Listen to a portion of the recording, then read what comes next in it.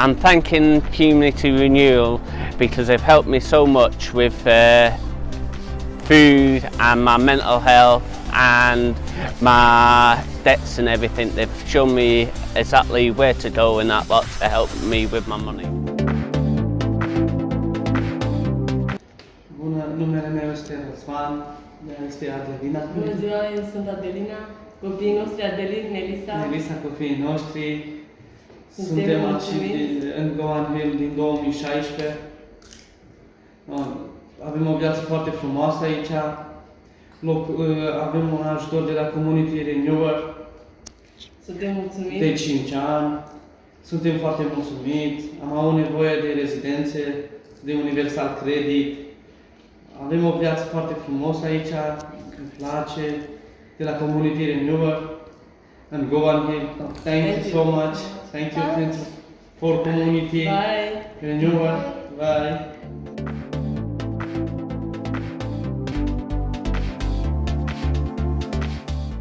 So it's through the Community Renewal, a lady called Eve, who's really nice. She knows that sometimes I get a bit down, and she mentioned this course. I was like, yeah, it's something for me to get out and do. I had an injury back in 2001. I was told that I'll probably be in a wheelchair within 10-15 years, and I'm like, no. I'm ex-forces. As I say, it's been a godsend. Mental health wise, it's been excellent. Well, it was about the third week we got our bikes. The first couple of weeks was bike maintenance. But what else we got was, we got a puncture repair kit, we got helmets, we got lights front and back, and we got a padlock for our bikes, plus a bike. Oh yeah, it's helped massively with mobility. I feel the strength coming back into my legs again, and my general movement's getting a lot better. Mental health wise, getting out, meeting new people, seeing places that you never see. It's brilliant. But no, it's as I say, it's been a godsend.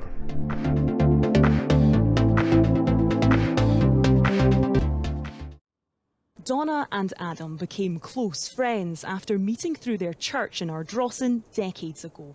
When Adam died earlier this year, he left behind a detailed plan for his funeral, but not enough money to cover the cost, leaving Donna responsible. For a basic burial, no cars, no service, just meeting at the cemetery was 3,600. When we went to funeral parlours, they weren't helpful at all. As soon as you said that Adam's a pensioner, it would be benefits, that they weren't interested. It was heartbreaking, and you didn't it was so traumatic, you didn't know what to do. This is his wishes and you can't give him it. Eventually, Adam was cremated with help from a charity. As soon as we made that initial phone call, they were just like, the compassion, that's the last thing you're going to do for that person, but it's just so easy to get in the day.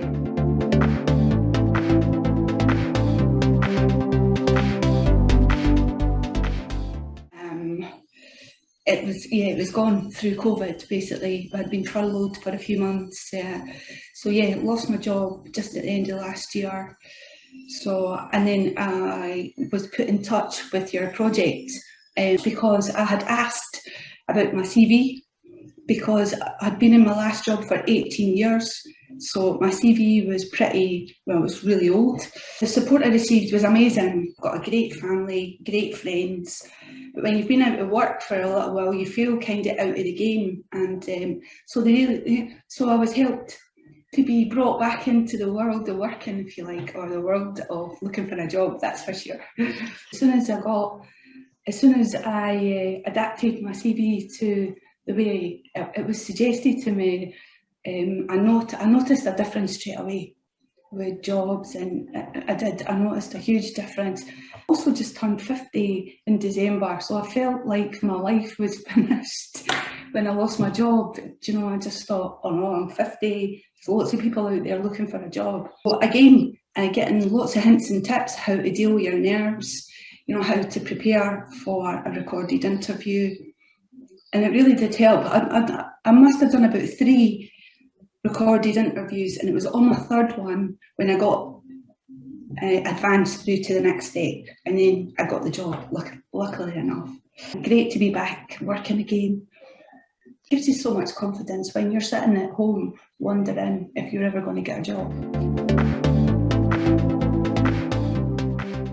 Quite good, because when Sandra passed the course on to us, none of us knew what peerability was until we met Suzanne and Sheila, and it's been quite interesting. Doing the reel, where you had to plot out, you know, your circle of life, how important things are in sort of your day-to-day life and things like this. And what I discovered is that I'm actually joyful, which was a genuine shift in thought. If I'm having a rough day at home, or I'm fed up, or I'm down, I just think back to my training and genuinely can't stop smiling. So. I've learnt that it's okay to take, but I need to take more time for myself and not try and please everybody, because that's what I've been trying to do, please everybody. I've learned about myself is to allow myself more time, and because before attending this course I was like always giving all my time to everyone else, rushing about, being a full-time mum, and here attending these courses have made me realise to sit back and give out and make some time for myself, and it makes me feel really positive. Yeah, we're volunteering in primary school now, so I think it will help, but it will help me myself in the future for goals. Like sometimes I feel as if, I can't do it, but Sheila and Suzanne have told me to just break it down step by step and you can get there. So rather than looking at it as a big picture, just split it down. I'm a single parent with 4 children. One of my children's autistic. Financial wise it's very hard because he only likes particular things, and then the other girls, so it's been great for me, and the staff as well have been such a help for just like additional things if I've needed help with learning about benefits or filling in forms, have pointed me in the right direction. I think it's a good thing it's here. It helps people. There's people who, again, food banks, they're too proud to go to food bank, feel more dignity, I suppose, or dignified in that. So it's a good thing that it's an option for people who might not eat, not ask for help. The amount of shopping that you get for the amount that you're paying is just fantastic, and for people that are struggling or like even homeless or need additional help, it's just an additional weight off your shoulders, because you know you've got meals in the cupboard, you know you've got meals that you can just turn to. Thanks to Community Renewal Trust, I got advice support with a couple of fuel vouchers, which has really helped me because I'm on universal credit and I struggle trying to get electricity and gas all the time with the prices of the fuel, and the fuel voucher really helped me because I was on emergency for both my gas and electricity, and I didn't get paid for like another week lately.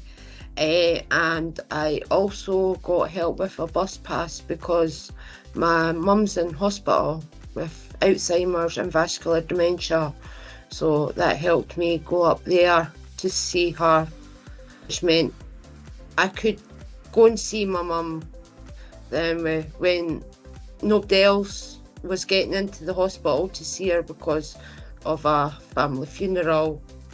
Yeah, Community Renewal have been really, really good.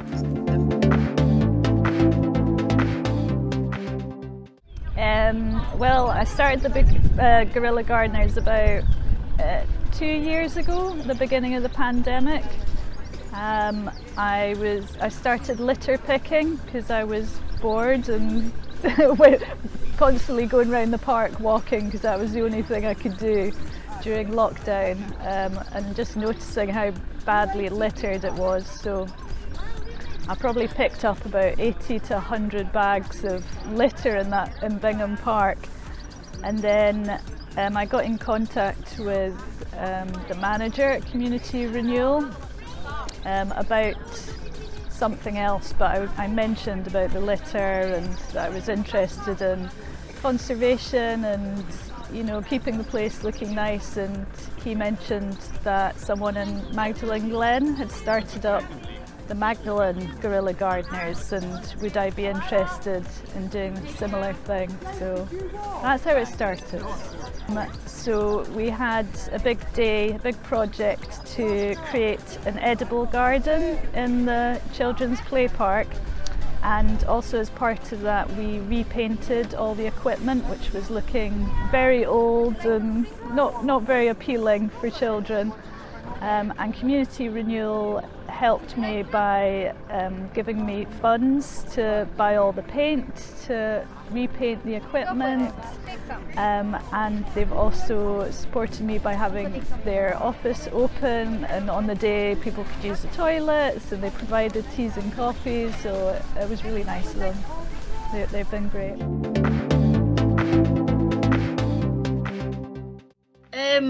I get emotional support from them. I've been going through a bit of a rough time, like with my son, and I find it hard to cope. And they've gave me a lot of support with all of that stuff. I mean, if it wasn't for them, I don't know where I would be right now. We struggle, obviously, because we have bills to pay, and like the rising cost of the electricity and gas and stuff. It's just been a bit of a nightmare, to be honest. So yeah, they've been really helpful with like support for fuel vouchers and stuff.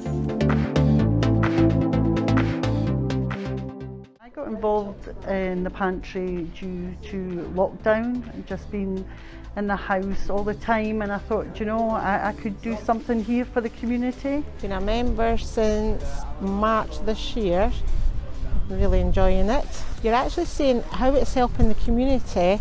It's really enjoyable, and I think it's given a lot of people who can't afford such amount of things, it's actually giving them more independence. I really enjoy working with them, just to see how much people who, when I first started, and to now, how much they've changed. They're actually thanking you for what they've been able to buy and things like that. It's helped me get a couple of certificates, health and hygiene and health and safety, and it's actually helps me with my anxiety personally. It kind of gets my mind off of my anxiety. It's nice to meet people in the community. Although I've lived here 20 years, I've really kept myself to myself, and it's just now getting to know people. Even when I'm popping around to the wee shop, I can see faces that I know. This is the Coming Out Life in Lockdown project. The lockdown is the project we've done is about the lockdown. It's about the coronavirus, that we couldn't go out, so we took some photos about that, and this is the project that we have done. I kind of joined it, I've taken pictures. It looks nice, so we've got 8 banners we can put around the G here if people can see about it. I think it's quite nice, so people know what we have done. We're going to the march to fight climate change. Acciones ACO. Conecteras! This is my first march. Get a cana. We're excited to fight climate change, and we're going to ask the world leaders to act now. Representing the Roma Youth Voices of Glasgow's South Side.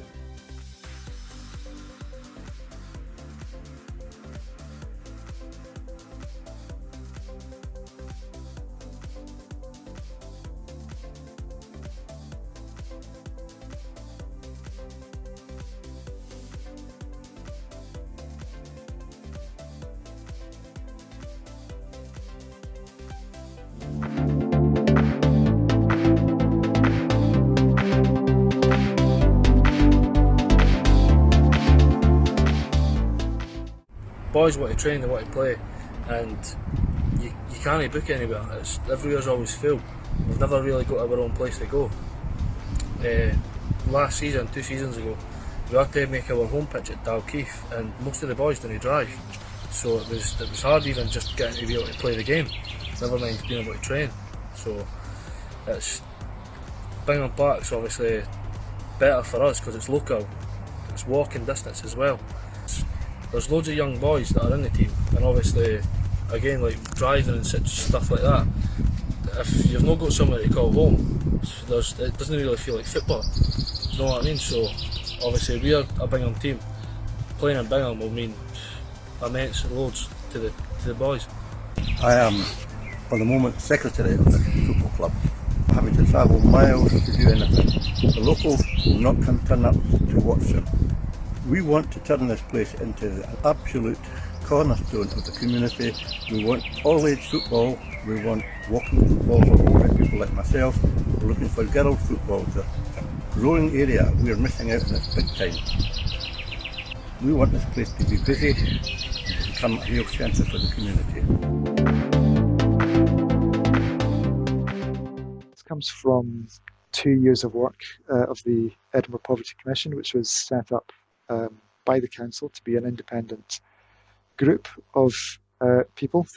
The council and Edinburgh Partnership asked to go away, do proper inquiry into the causes and the solutions of poverty in Edinburgh, understand the reality of poverty in Edinburgh, and come back with a plan to say how the city should respond. And what they did was, at the end of 2 years of work of listening to citizens, of talking to experts by experience, people who are active in anti-poverty work in the city, published a plan in September last year, which set the city a 10-year challenge to eradicate poverty from Edinburgh, essentially.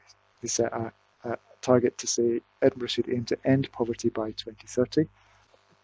To mention that really important aspect about the relational aspects of poverty, what it feels like to be in poverty and to seek help to come out of it. And what we heard throughout the Commission's work was that people were being passed from pillar to post trying to seek help. They were having to retell their stories over and over again. They were not being treated with dignity and respect everywhere. The system of support seemed disjointed and illogical and absurd in a lot of ways, barriers in place that shouldn't be there. And what the Commission then asked for was to say that we make a really radical shift in the way that we think about poverty supports in the city. We should be saying there are no signposting, no referrals, no handoffs, no wrong door for supports. People should be able to speak to a trusted intermediary, which might be statutory sector, it might be third sector, doesn't matter, it's the right person for them. And from that first contact, be able to find the support that they need in a way that doesn't just focus on one problem, but thinks about the entire household, what the entire household, that entire family needs. So as part of the Commission's work and the Council's response to that is a really serious look at the way the statutory sector does that. And in essence, what the Commission said when they were hearing about lifting neighbours together in the work of community renewal was that actually this is work that's already in place that is living and talking the very values that we want to see across the city. So in the way that the Council takes forward its plans, I think we see the work that community renewal are doing as a really important one example of how that can work. We're really keen to see how the project develops. We want to work with the project and take the learning from that into how we can change systems across the city as a whole. And to see it really as a collaboration on a number of different initiatives who are all looking at the same problem from very slightly different angles.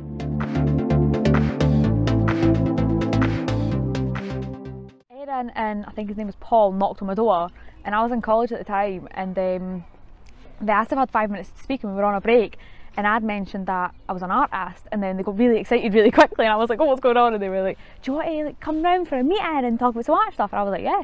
So what are you going to be working on? A community cookbook. I'm going to be working on that for the next couple of months. There'll be updates quite frequently, I hope. But we want to try and get as much community involved as possible. We want as much say from the community. A budding young artist has used her talents for good, creating a colourful cookbook for her local community. 19-year-old Elle Slow-Clayton illustrated the collection of recipes which are now being handed out at the Hayes Community Pantry in Edinburgh. The project provides support and affordable food options for people in the east of the city, as Indigo Stafford reports. We've got our cookbook, our community cookbook there, and then we've got the ingredients for 2 of our recipes. We've got the potato soup and the frozen delight. Being 19 and being able to do this, not many people who want to follow the career that I do get to do something so big so early on, and also just getting to help everyone in my community means the most to me, because a lot of people are going to be affected this winter, because it's going to be a really harsh winter, so having someone who I know can have a nice warm meal and a really affordable meal as well just makes me that little more happier. Elle also lives locally and worked with the community Renewal Trust to include her neighbours' favourite affordable recipes.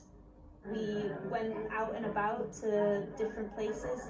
There's like a housing association nearby and things like that. So we left like little sheets for people to fill in their recipes and that sort of thing. Collected them all in, and then she did all the amazing illustrations.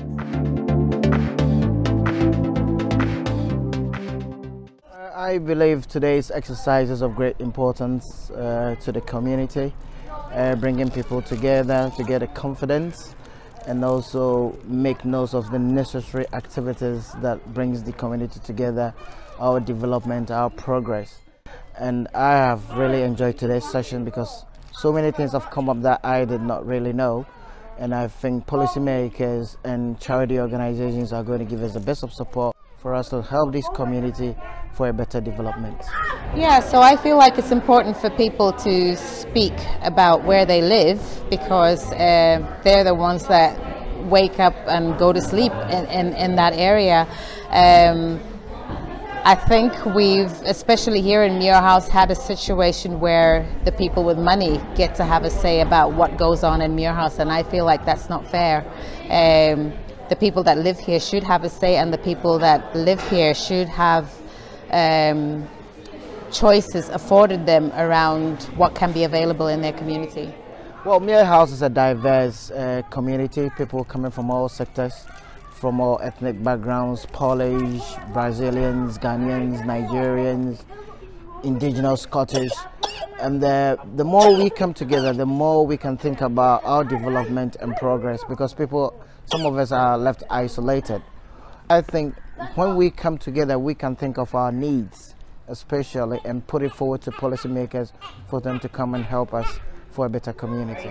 Well, it is anyway, because it's the community. If you pick something they don't want to do, it doesn't happen and people don't turn up, so it's a bit pointless just putting on what the people in charge think. And then you get a bit more of a community spirit because you're actually doing things that they enjoy and people want to take part in. But if you just preach to the community and just say we're going to do this, this and this, people they sort of think, oh no, I don't fancy that. But when if you listen to people, that's when you get the better results of what people want to do.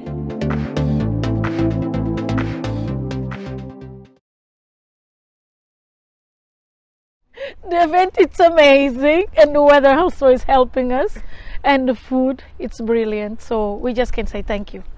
Thank you very much. I've really enjoyed myself in that lot. The burgers were nice and everything, and my wife got a slush puppy from the ice cream. She loves her slush puppies. So. The event today, well actually I wouldn't miss out on it because, well, I wouldn't let free food go to waste, of course.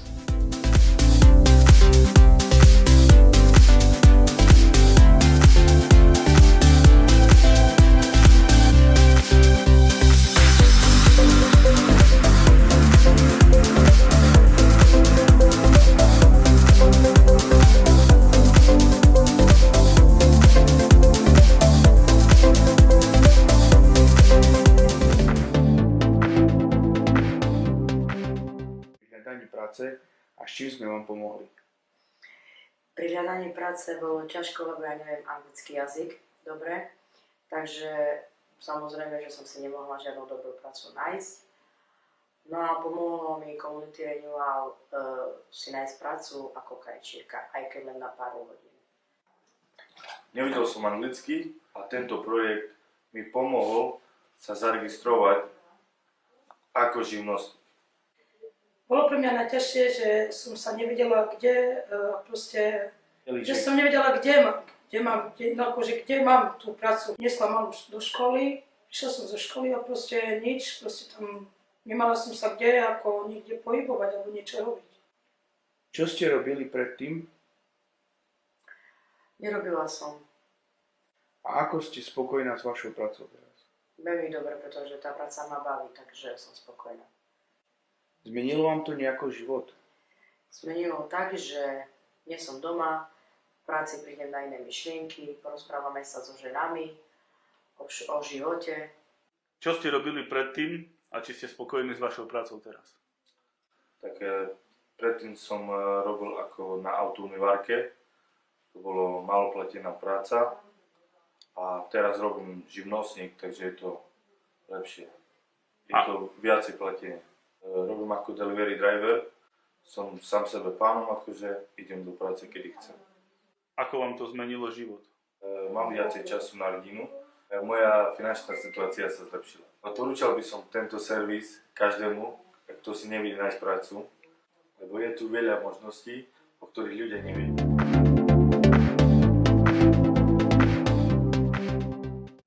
But self-employed taxi driver Paul Forsyth doesn't know for how long. During lockdown, all work dried up and he was forced to turn to the employment service Next Step Edinburgh for financial help when he found out he was excluded from UK government support. The prospect of months of a recession fills him and his wife with dread. I don't know if I want to go through all this again.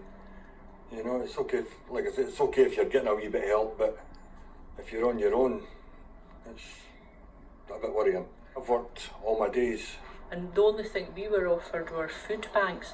That felt quite difficult because normally we would take things to a food bank, you know, all your plans, just everything just disappears. I have been involved via the Big Umbrella. I'm the editor, and we've produced 6 issues now. It's quarterly. We just talk about relevant issues to the community. The logo for the Big Umbrella is the voice of Bingham, and we feel that through the Big Umbrella we give the people of the community of Bingham a voice.